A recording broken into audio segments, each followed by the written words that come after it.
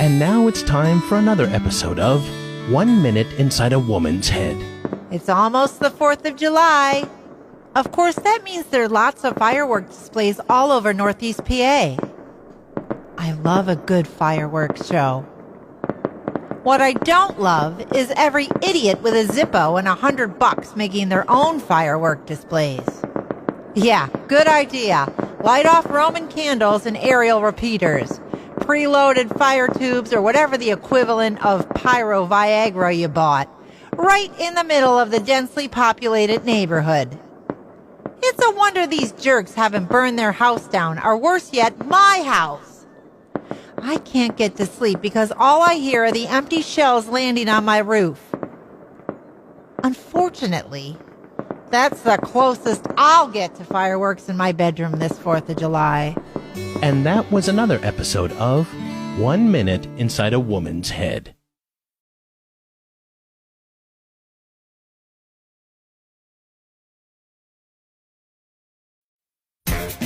And now it's time for another episode of A Few Seconds Inside a Man's Head. Ugh, the stupid neighbors setting off fireworks again. It's like a war zone or a Kiss concert out there. Well, at least his hot wife is there in a tube top. Yeah, baby, I got a bottle rocket for you. And that was another episode of A Few Seconds Inside a Man's Head. Hey, Mr. Manly here with lesson number 413 in how to be manly. My buddies from high school called me this week to get together.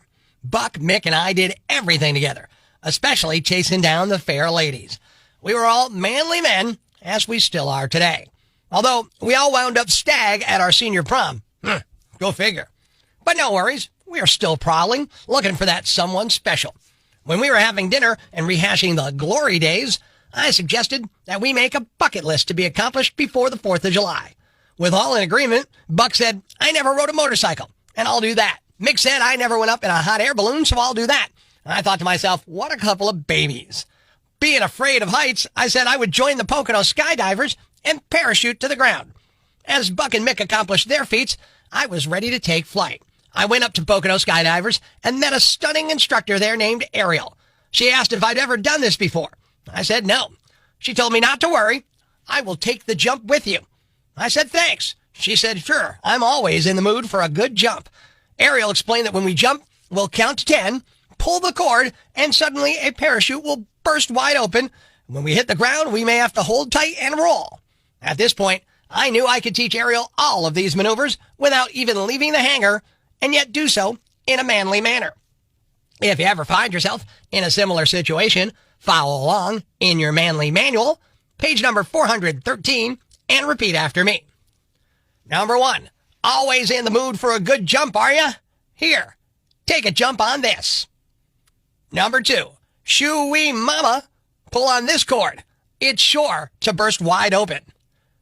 And number 3, hey, Ariel, let's hold each other tight, then we can roll all night. Shortly after, as Ariel rolls you into a plane, attaching your parachute gear, taking you 40,000 feet, then bursts the door wide open, giving you her final instruction before she thrusts you out the door, screaming, enjoy your jump, count to 10, then pull your own cord. You'll realize just what kind of man you really are. Until next time, this is Mr. Manly saying be manly and good day. Time for Prospector's Briefs on Rock 107. Indiana Jones and the Dial of Destiny opens today. You have to love the first scene. Indiana looks directly into the camera and personally apologizes for Indiana Jones and the Kingdom of the Crystal Skull. Jennifer Lawrence only wants to star in R-rated movies, not to be confused with Joey Lawrence, who'll do your TikTok if you ask him. Video has surfaced of Pat Sajak rocking out at an Air Supply concert. And there you have it, the single whitest sentence ever uttered. It's 60 Minutes meets Gone in 60 Seconds. Tune in Monday for Prospector's Briefs on Rock 107. Rant may cause you to pull your hair out, scream at the radio, punch the dashboard. Complaints should be addressed to loudmouth yambag at rock107.com. Fireworks! fireworks. Man, I love a good fireworks show. However, I would be remiss if I didn't tell you how much I hate the idiots who light off fireworks at their homes at all hours during the week. Not everybody who lights off fireworks at their house, just the ones who get drunk on like a Tuesday and start shooting off Roman candles in my driveway at 3 a.m. Hey, Yambag, some of us have jobs to get to. Yeah, unlike you, I have to get up in the morning, brush my teeth, shave, shower, put on a presentable outfit, and go to work on Wednesday. So can we save the full-blown aerial assault on the neighborhood for the weekend? All I can think of as I lie awake hearing the assorted whistles, bangs, and booms is when is this drunken jackhole gonna blow off his freaking fingers so I can get some sleep? I'm Prospector. I'm for the people. Who's with me? I gotta go crazy, man! Ever see the crazy guy screaming at the wall outside the Times building? Where does this rage come from, my son? Tweet us with hashtag I found Prospector and we'll come and get him. Prospector, mornings on Rock 107. On Rock 107. After that fire that devastated Elegant Bridal Boutique in Pocono Township, local resident Amanda Ramirez mobilized a community-wide initiative to support the affected brides. She got a Facebook group together and offered spare wedding dresses to any bride who lost theirs in the fire. It sparked an overwhelming response with hundreds of other women donating their dresses. Thanks. We needed that. The brighter side of Prospector on Rock 107. What's a yam bag? A fool, an idiot, a blockhead, a dunce, or an ignoramus. You know, a dullard, simpleton, or a clot, nitwit, dipstick, pea-brain, mouth breather, or cretin. It's now time to announce the winner of Prospector's Yam Bag of the Week, as decided by you at rock107.com. Here are the nominees. Nominee number 1. There are many ways to make a love connection, but armed robbery probably isn't one of them. A man in Indiana named Damian Boyce robbed a woman outside her home last month. He pointed a gun at her head. She handed over $100 in cash. Then, with the gun still pointed at her, he asked her if she had a boyfriend and if she'd add him on Facebook. He even showed her his profile and forced her to add him right there. He said he'd pay her back and then ran off. They even exchanged Facebook messages later, with Damian still trying to score a date and promising to pay her back. At one point he said, "It's a messed up way to meet, but you was too pretty to rob." The woman said she had a man, but wished him well. Damian was dangerous, though. Last week, he was arrested and charged at a separate robbery where he allegedly shot 2 people and hit someone else in the head with a brick. It's unclear if he was romantically interested in any of them. Court records show Damian was charged with armed robbery in the Facebook case on Wednesday. Nominee number 2. As a tourist, you should be very respectful of the country that's hosting you. And if that's too hard, just try not to be a total idiot, especially if you're an American, because we're already fighting bad reputations. There's footage of a guy who looks like he's in his 20s carving his girlfriend's name into the wall of the Colosseum in Rome. The Colosseum, which was built over 2,000 years ago. He's writing on a brick like it's a tree in the backyard. Yeah, the person filming him confronts him, but the vandal just smiles and goes back to carving. His girlfriend, Haley, apparently, is there with him, but she doesn't seem to have any reaction.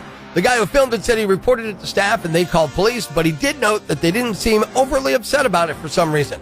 There's no word on who the guy is. Of course, some people are speculating that he's American, but there's no proof of that. People have been arrested in the past for defacing historical artifacts in Rome, including the Colosseum. Nominee number 3. There are cameras everywhere nowadays, and sometimes that's a good thing. Authorities have issued an arrest warrant for a guy caught faking a slip and fall inside a Kroger grocery store in Georgia. It all went down in May of 2022 when the 40-year-old man, whose name hasn't been released, told employees he slipped from a spilled product while shopping at the store. The suspect then reported the incident to his insurance company with the intent to seek damages through a personal injury lawsuit. However, when investigators pulled security footage, it showed the man getting into position to fake slipping in the spill. There are now warrants out against Mr. Slip and Fall for the insurance fraud and obstruction. Nominee number 4. Technology is making it easier to be a peeping Tom, and thankfully, even easier to get caught. Stephanie Marola, 32, was preparing to take a shower last Wednesday evening when she heard a buzzing sound outside the bathroom window. When she went outside to investigate, she spotted a drone hovering near the window. As she approached the drone, it began to fly away, but struck a tree branch and fell to the ground. Well, that's when she grabbed the drone and dunked it in her pool, disabling the quadcopter's electronics. She called 911 and reported the peeping Tom attack. A subsequent police investigation resulted in the arrest of Christopher Jones, 49, the woman's next-door neighbor. Jones admitted he was the operator and was arraigned on Friday night for a felony video voyeurism charge and subsequently released from police custody. Cops said Jones is a convicted sex offender, but his requirement to register with state officials expired in 2015. And the winner is... the guy who robbed a woman at gunpoint, then asked her out. He actually forced her to add him as a Facebook friend, then DM'd her. Not too hard to figure out who you were for the cops, huh? You're the yam bag of the week. Be sure to catch us live weekdays from 5:30 to 10 a.m. on Rock 107 or online at rock107.com or the Rock 107 app. A free download for your Android or iPhone. Subscribe to the podcast on Apple Podcasts, Google Podcasts, Spotify, Stitcher Radio, or wherever you get your podcasts so you never miss Prospector's Prime Cuts.